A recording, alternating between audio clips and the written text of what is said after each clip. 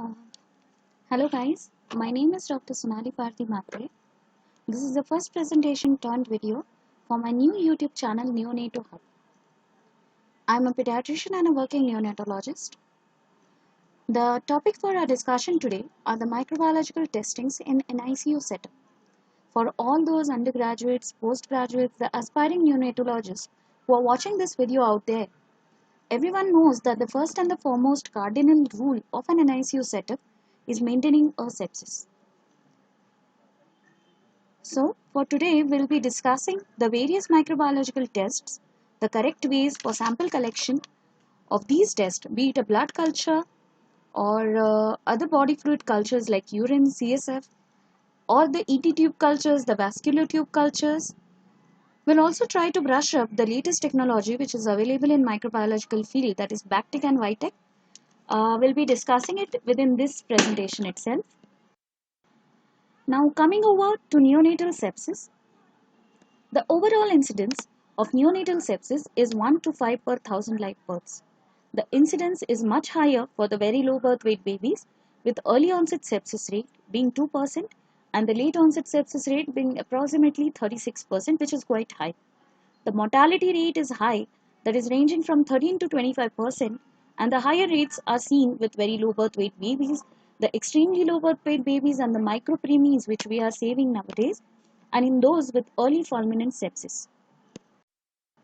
Now, neonatal sepsis is defined as a clinical syndrome of bacteremia with systemic signs and symptoms of infection in the first 4 weeks of life. Neonatal sepsis is classified into two types depending on the onset of symptoms. These are the early onset sepsis with the onset before first 72 hours of life, and the late onset, that is more than 7 days of life. Now, coming on to early onset sepsis, this is the one which presents in the first 72 hours of life.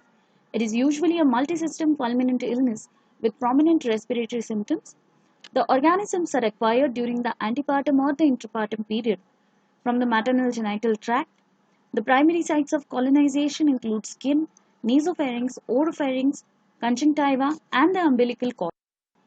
The early onset disease is characterized by a sudden onset and fulminant course that can rapidly progress to septic shock and death.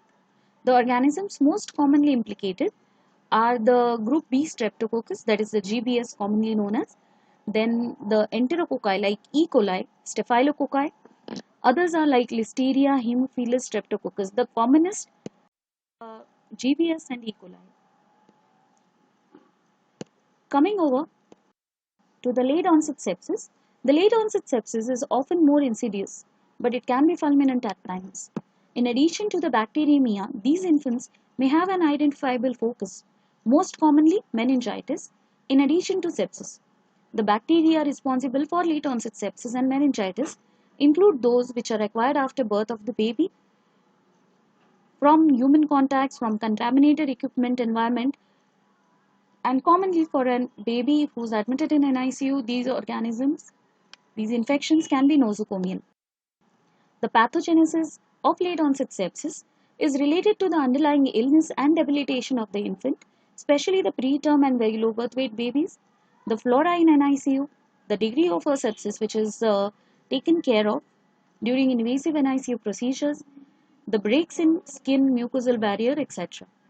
The organisms most commonly implicated for a late onset sepsis include coagulase negative staphylococci, which are known as CONS, that is CONS, then gram-negative rods like Klebsiella, Proteus, Pseudomonas, Staphylococcal aureus, GBS, and fungus.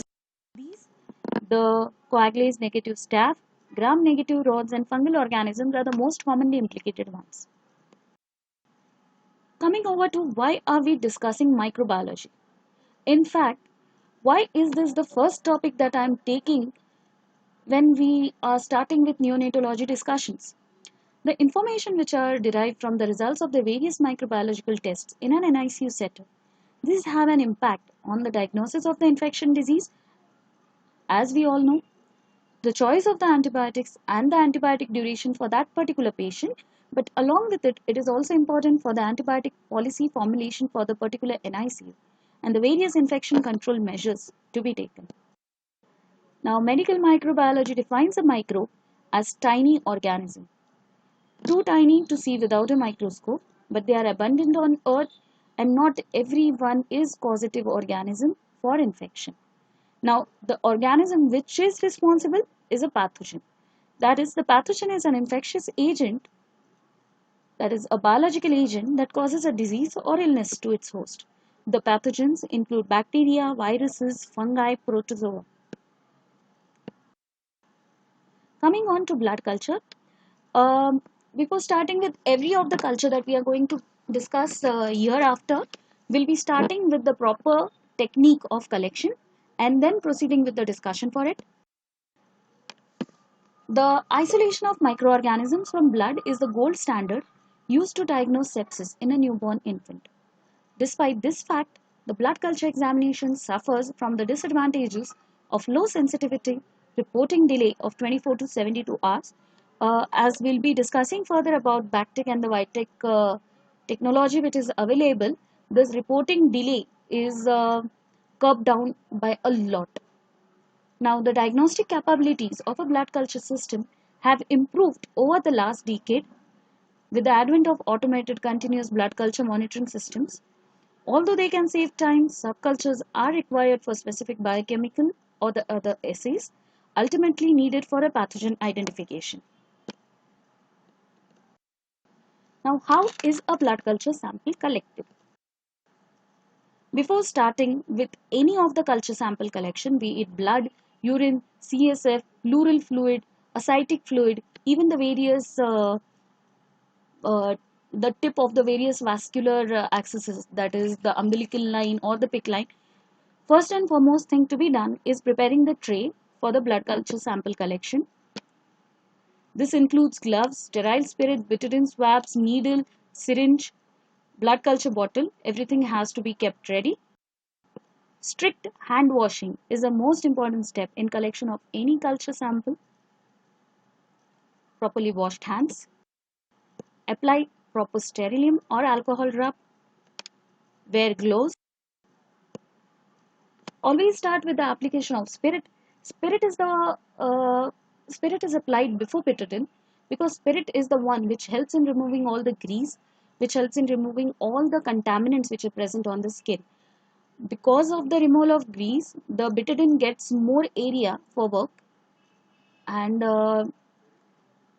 it works better. The next step is application of betadine. After application of betadine, please give some time for the betadine to dry, after which the prick has to be taken. The sample collection has to be done with proper aseptic technique. Whenever blood is collected from the hub of the needle, or as we can say from the hub of the IV cannula, we take the blood culture sample into a sterile syringe before the hub touches anywhere else. This is very important because we want to avoid contamination as much as possible. After taking the sample, wipe the tip of the culture bottle with spirit, insert the blood in the bottle by changing the needle. That is, a new sterile needle has to be taken. The first needle which was taken for drawing out the blood culture sample has to be discarded. A new sterile needle is used and the sample is then put into the blood culture bottle. Label the bottle correctly, provide all the relevant clinical data of the patient, and the microbiological testing. Now, we have seen why we are doing the blood culture. We have seen how to do the blood culture. So these two are taken care of. Now, how much is the sample to be taken for a blood culture? How many samples are needed for a neonate uh, for a blood culture? When to do it? And how exactly to interpret the results? Coming over to how much sample is to be taken, the optimal recovery of bacteria and fungi from blood depends on culturing adequate volume of blood. Now, what does adequate mean? The optimal volume of blood to be obtained from neonates have not been defined by certainty. However, there is available data which indicates that the yield of pathogen also increases in direct proportion to the volume of the blood cultured. Now, this is a chart which is adapted from the Kellogg et al. This was a study which was done in 2000, but it is still clinically relevant. That is, we need approximately 3 to 4% of the total blood volume of the patient for the sample to come positive. Now, for example, for a baby weighing less than 1 kg, with the total blood volume being 60 to approximately 99 ml in the baby, the total volume required for blood culture is only 2 ml. That is, we require it only 2 ml sample for a blood culture to be positive in such a small baby. Now, how many culture bottles to be sent? There is a very limited information to guide the practitioner on the optimal number of the culture bottles that should be obtained when evaluating a neonate for suspected neonatal sepsis. Now, there are various technical difficulties. The decreased sampling in neonates is attributed to the small circulating blood volume. The potential for increased transfusion requirement as the blood volume is very less in these babies. Technical difficulties in drawing out the blood, and the rapid deterioration of the newborn, because per se the newborn is having clinically neonatal sepsis, so we don't want to remove more blood from this baby. Sarkar, Bhagat et al. There have been studies in 2008. They have studied the usefulness of a two-site culture in initial evaluation of a neonatal sepsis. The study strongly indicated that a single-site blood culture with a blood volume more than 1 ml should be sufficient to document a true gram-positive, gram-negative, or a fungal sepsis in neonates. So we don't require two separate culture bottles for it. An aerobic bottle should be used for collection of the culture in a neonate if only one bottle is used. If at all you can afford having two bottles for culture, and one has to be aerobic and one anaerobic. Now, when is the sample supposed to be taken? In contrast with extensive adult data on the periodicity of bacteremia in a variety of clinical scenarios, the neonatal setting is characterized by a lack of data on timing of the blood cultures. Practically, the optimum time to culture for a suspected neonatal bacteremia is as simple as early as possible in the course of the septic episode. Ideally, it has to be obtained prior to the administration of antimicrobial therapy. If not, and the baby is already on antibiotics, then the blood culture has to be taken immediately before administering the next dose of antibiotic. Now, how to interpret the results? The interpretation of the positive result depends on the clinical presentation of the baby, how the culture was taken, whether you are suspecting that you have contaminated the sample, the organism which has grown through it, and the time taken for the blood culture to become positive. The sooner the blood culture comes positive, there is a very high chance that the organism is very potent and it is a true culture. Some organisms like Neisseria meningitidis, Candida albicans, they are nearly always significant. Even in a well-looking child with a culture positive Candida, you will have to treat the child. Cultures positive with potential pathogens that may also be contaminants are difficult to interpret and require clinical correlation for the diagnosis. Rate of contamination is again found to be highest in neonates. As we said, the technical difficulties have to be blamed for this. The cultures which are drawn through indwelling IV devices are very unreliable. They are more likely to be contaminated, and they need an additional peripheral blood culture sample for confirmation. Now, positive blood culture with higher colony counts and flagging positive within the first 48 hours of being drawn have been associated by increased likelihood of significance. And prior antibiotic use may decrease the sensitivity of the test further, but as we said, take the sample as soon as possible, at least before the next antibiotic dose which is given to the baby. So the key points that can be seen for a blood culture sample. The important procedures to improve the sensitivity and specificity of a blood culture includes proper technique is the most critical because it takes only one organism to contaminate the entire collection, and also because we have discussed the proper technique very well. So please do it properly. Now, the proper skin disinfection, as we said, spirit, betadine, spirit. Culturing early in a septic episode will help a lot to improve the sensitivity and the specificity taking appropriate volume of blood per culture. If collecting through an existing IV device, yes, you're right. Ensure that a peripheral culture is also collected at the same time. And wherever practical, more than one bottle per episode, always welcome. However, this is not a very feasible option in a very tiny infant. Then please stick to aerobic culture bottles. Coming over to the other body fluids which can be cultured, these include urine, CSF, pleural fluid, ascitic fluid. As we know, the commonest among these which we do in our NICU setup are urine and the CSF cultures. So we'll be discussing them in detail. Coming on to urine, how do we collect the sample? The most ideal way for sample collection for urine culture is a suprapubic aspiration.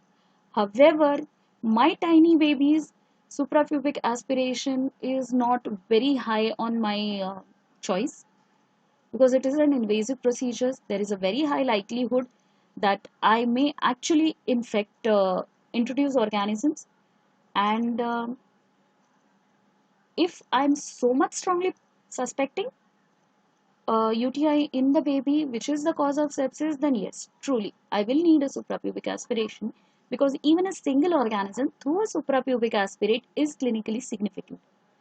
However, if I am doing it for a screening test, I may stick to the basics like catheterization. Now, coming on collection technique, I have taken a catheterized sample and the commonly used urine bag culture collection sample.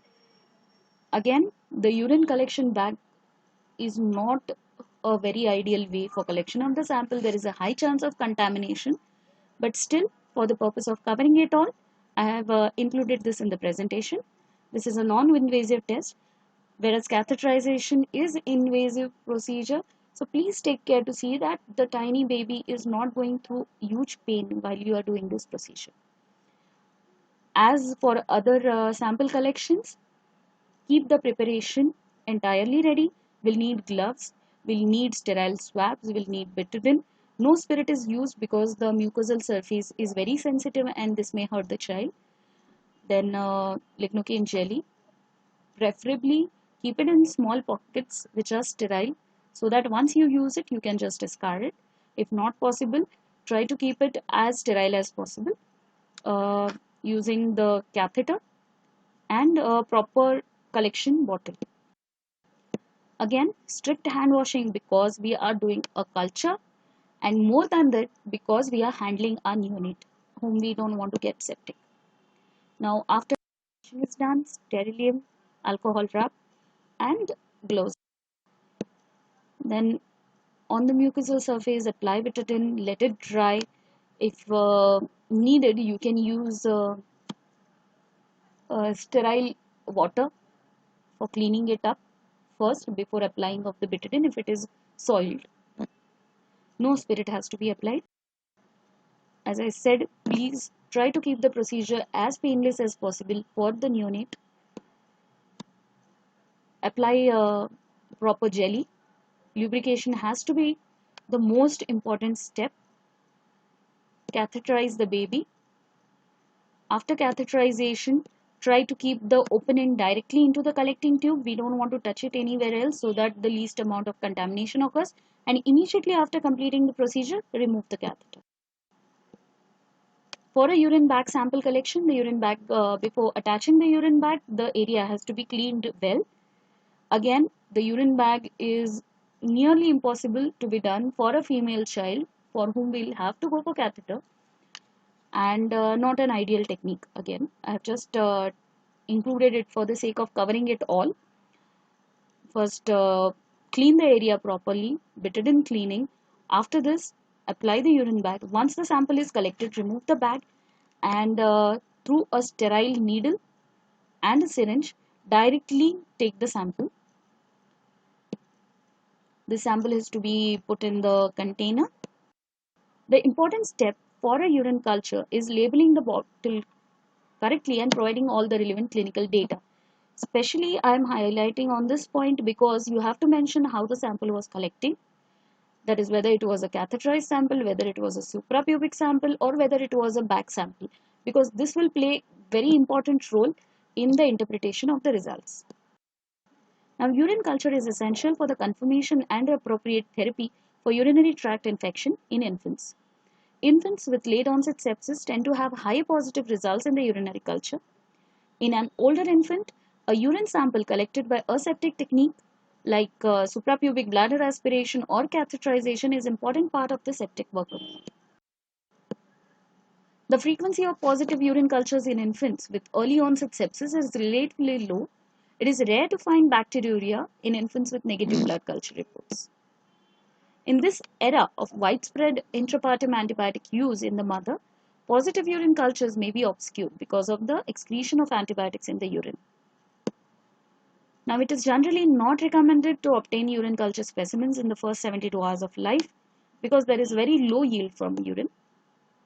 And studies have been conducted. They have shown that a urine culture which is collected by a wax specimen also can be effective in detecting urinary tract infection. Yes, there are higher chances of contamination, and the bag, if used, has to be used only in a baby who is more than 7 days of life.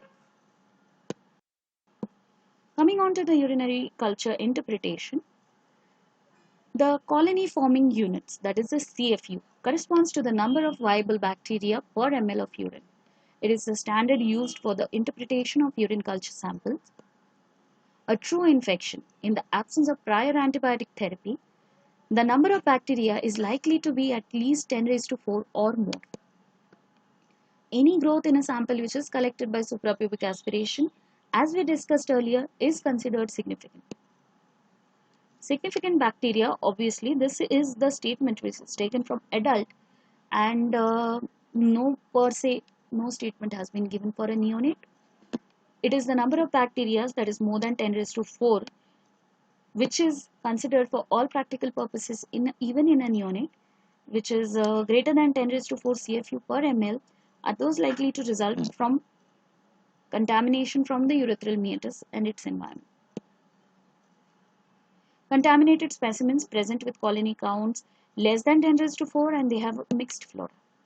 Gram-positive organisms, fungus and fastidious organisms are often significant even at lower numbers. The key points for urine culture, a prompt plating of the urine culture is important because if urine sits at the room temperature for more than 60 minutes, overgrowth of minor contaminants can suggest a urinary tract infection when the urine may not be infected. Refrigeration is a reliable method of storing the urine until it can be cultured. And multiple species of gram-negative bacteria in a urine? No, it's a contamination. Now, a single organism identification with CFU less than 10 to 4 but with a child with clinically significant UTI warrants treatment. Coming over to the cerebrospinal fluid culture.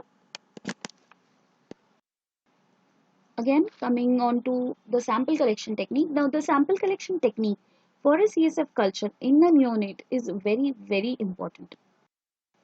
It is as good as having a minor surgical procedure done.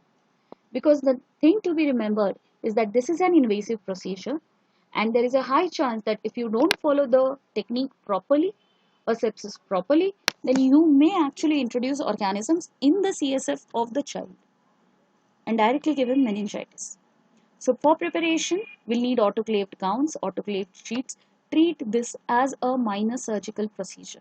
We'll require 2 pairs of gloves. We'll need spirit, betadine swabs, needles, syringe, sterile containers, culture bottles, and a band-aid. We'll need an assistant who will be giving a proper position to the child. Before starting on the CSF collection, that is a diagnostic lumbar puncture, we have to take a random blood glucose sample has to be collected just prior to LP because this will be the blood sugar levels along with which we correlate the CSF sugar levels for interpretation. Strict hand washing, preferably with betadine or microshield, whichever is used. A proper surgical hand wash has to be done. Now, sterilium, alcohol rub, gloves have to be worn. The gloves to be worn during a lumbar puncture procedure have to be 2 at a time. That is one above the other.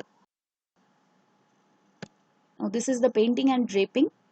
Again, spirit bitted in spirit. The difference in this as compared to the others is that the painting and draping have to be a proper surgical painting and draping. You will start from the center where you are supposed to take the prick and move your swab towards the periphery, taking care to see that the swab doesn't again reach the center at any cost. Okay. You'll also have to paint and clean the anterior superior iliac spine of the patient, because this will be the part where you'll be touching to see the exact place where the needle has to be inserted. Spirit has to be applied generously. After this, there has to be betadine application. Let the betadine dry.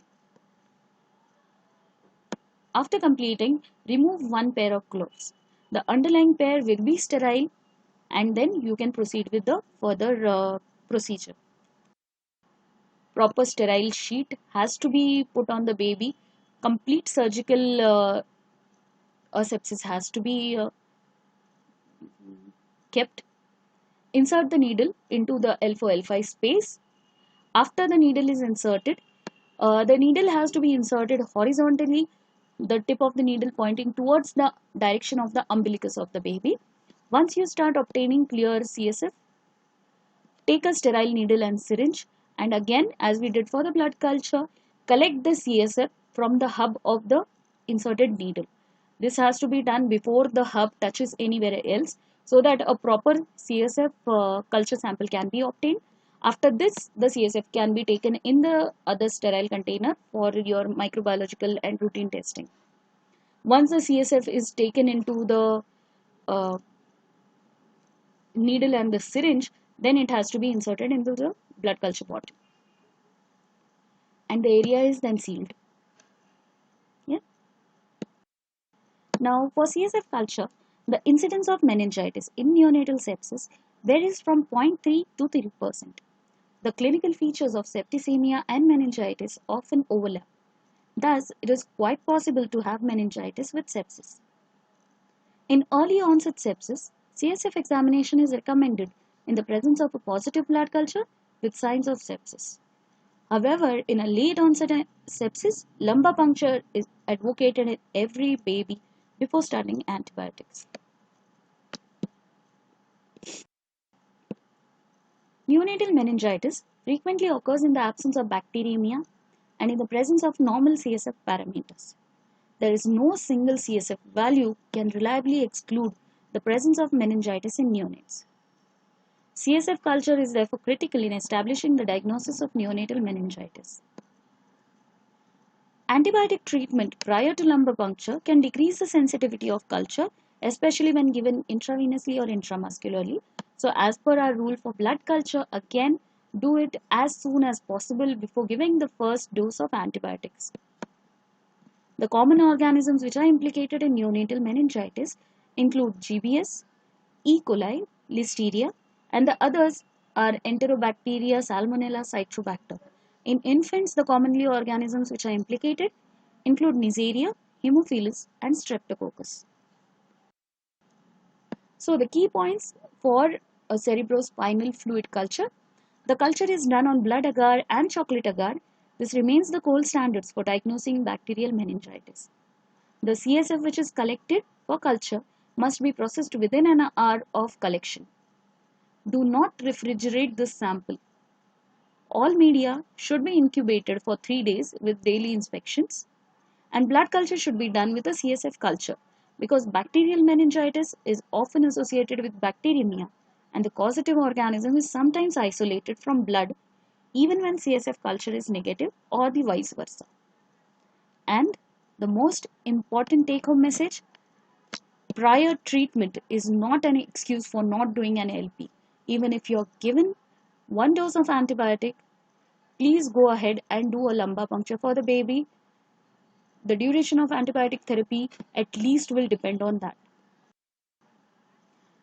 Coming on to the various other microbiological tests which are performed in NICU, will be just breezing through them. Firstly, the ET tube tip culture. Now, the important thing for a ET tube tip culture, as per the current recommendations, Say that if you have intubated the child or ventilated the child for less than 48 hours, there is no need for sending a ET tube tip culture. If, however, the baby has been ventilated for more than 2 days, that is sometimes 5 days, sometimes 7 days, because as per recommendations, after 7 days, it is preferable that you change the ET tube. In fact, you change the entire set of tubings of the ventilator. But yes, if it is more than 48 hours, then you need to send the tip of the endotracheal tube after you extubate the baby for a culture. Now, while sending this culture, again, proper aseptic technique should be used, proper surgical hand wash, wear gloves, have a surgical hand rub, keep the sterile scissors and culture tube ready prior to the extubation of the baby. You need to have one assistant while doing this. The assistant will be holding the culture tube open. When you remove the ET tube from the patient, the tip of the tube has to be directly inserted into the collection tube, and then approximately 4 to 5 centimeter from the tip, there has to be the cutting of the ET tube by surgical scissors. Label the sample carefully, provide all the clinically relevant data. Now, moving over to the next, which is the next common, which is the umbilical catheters or the peripherally inserted central catheter lines. We have to send the tip of these lines for culture as well. Again, the same technique has to be followed: hand washing, sterilium, gloves, keep the sterile scissors and the culture tube ready prior, and then once you remove the line from the patient, immediately insert the tip of the line inside the open culture tube and cut approximately 4 to 5 centimeters from the tip. Cut it with the sterile scissors, and then it has to be the cork has to be placed back, and this sample has to be labeled carefully. Provide the clinical relevant data. How many days was the PIC line or the central catheter inserted inside the baby? What were the antibiotics that the baby was in? What Hello is the guys, current my name is clinical Dr. scenario Sonali of the Bharti child? Mathur. And This is are the we first suspecting presentation turned video a for my new line YouTube channel sepsis Neonatal for Hospital. this child? I am a The pediatrician more and a working relevant information neonatologist. that we provide to a microbiologist, the better are the chances of getting proper results. Next, yes, this was the line which is cut. Rest of the technique is similar to the ET tube collection. Coming over to swab collections.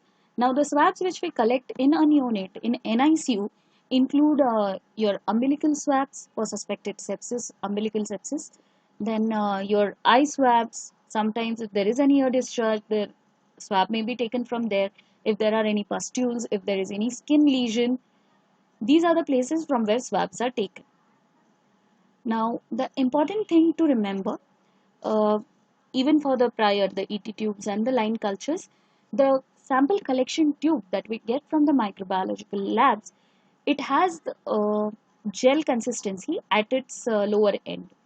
Now, this is the gel consistency which keeps the microorganisms viable. So, a tube from a proper microbiological testing center and a sterile glass tube is not the same, because a sterile glass tube doesn't have any culture media, and the organisms may actually die before it reaches the lab. So take care to see that proper sterile container is used for it. Now, for swab collection, proper strict hand washing, sterilium gloves, keep the sterile swab and the culture tube ready. Gently swipe the swab over the desired site for the culture collection. As we can see in this neonate, it is the eye discharge which we have taken. Then put the swab into the culture tube. As I mentioned, it has a gel consistency in the lower end, so you don't need to use any of the fluid. That is, even sterile water for injection is not supposed to be used at the swab tip, because as it is, you're going to place it into the jelly for viability of the organisms. So it has to be a dry swab taken. and label the sample carefully, provide all the clinically relevant data. Now, these were the swabs, cultures which were taken from a patient. Now, in NICU, there are certain NICU swabs to be taken. And in neonatology, it is a high-risk specialty for infection. Effective infection prevention and control is central to providing high-quality healthcare for patients and a safe working atmosphere for those that work in these healthcare settings. Now, bioaerosols are the airborne particles that are living, that is bacteria, viruses, fungi in NICU. Now, collection of NICU swabs. This involves the collection of samples by swabbing from various sites like cradles, suction machines, warmers, oxygen units, phototherapy units, and the granite surfaces or the katas as we say. These are transported to the laboratory in a carry-bearer medium, which is the transport medium. Then they are inoculated on the MH agar, incubated overnight to check for the growth of isolates.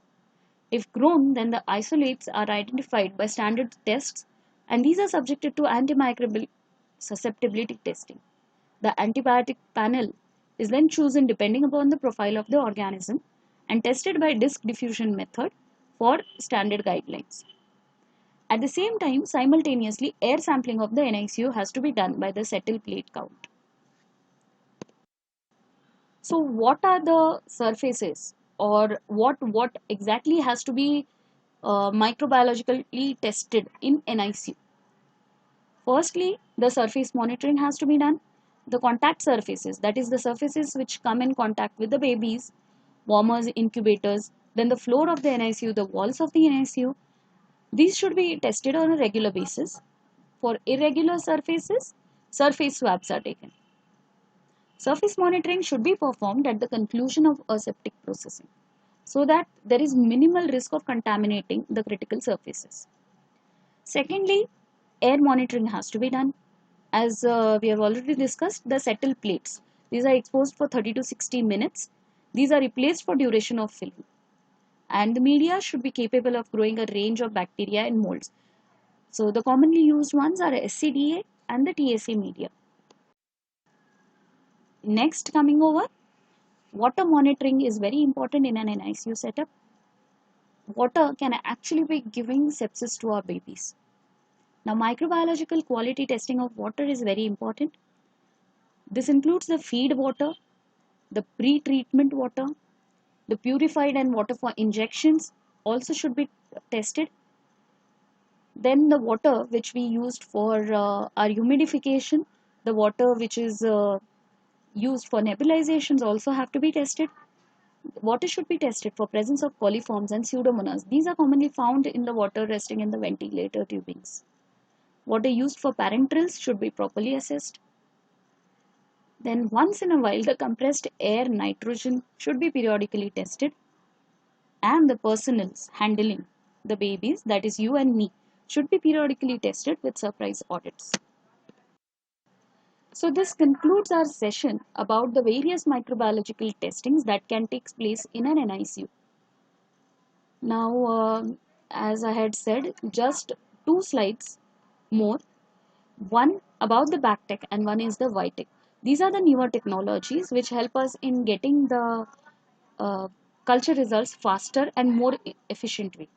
Now, Bactec is an improvement in the sensitivity and rapidity of bacterial recovery in the blood cultures. Now, these are the automated machines. This is the photo of a BD Bactec FX40 machine. Bactec is an automatized method to detect the presence of bacteria in human. Now, this is the inside part of the machine which we saw. The blood bottle, that is the culture bottle, blood is put on the bottle. It is incubated at a certain temperature. Because there should not be resting the blood bottles which are placed in this chamber, the chamber is agitated, it is moving continuously. The machine is able to detect the growth of the bacteria in the bottle. It alerts the microbiologist.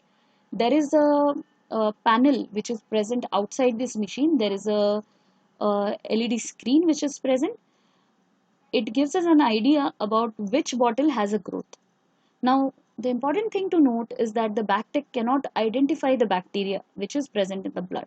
That is, it cannot isolate the bacteria. However, it can very rapidly tell us that which bottle contains a growth. Therefore, the microbiologist makes the culture of the positive bottles only. The Bactec has an advantage that the microbiologist only harvests the positive samples of blood, thus making a quick discard of the negative samples with gaining of time and saving cost.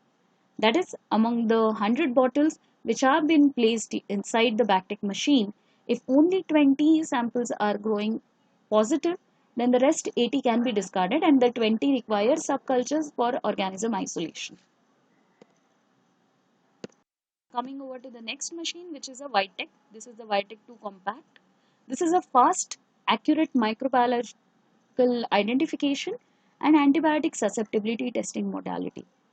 The innovative microbial identification system, it includes an expanded identification database, the most automated platform available, and rapid results. It improved confidence with minimal training time.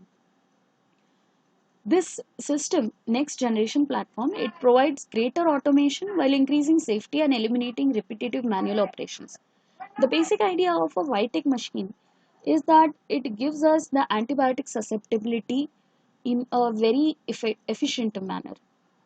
Whichever antibiotics we need to test against this particular growth is done in a very efficient manner, and thus you can get an antibiotic susceptibility pattern with manual as well as vitek, and accordingly your choice of antibiotic and the duration of antibiotic you can decide over that. So this is the conclusion.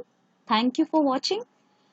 The only aim throughout this Neonatal Hub channel is that we want this beautiful and innocent cocoons to emerge as very beautiful caterpillars. Oops, as very beautiful butterflies. So I do hope your butterflies go home and they live a very healthy and happy life. And thank you for watching. Thank you.